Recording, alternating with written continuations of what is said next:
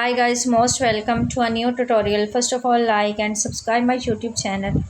The video here in this video will discuss about here's a step-by-step guide to creating a clipping mask in Photoshop.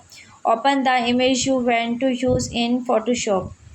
Create a shape or text layer. Use the text tool or shape tool to create a shape or text that will act as the mask. Place this layer above your image layer in the layer panel.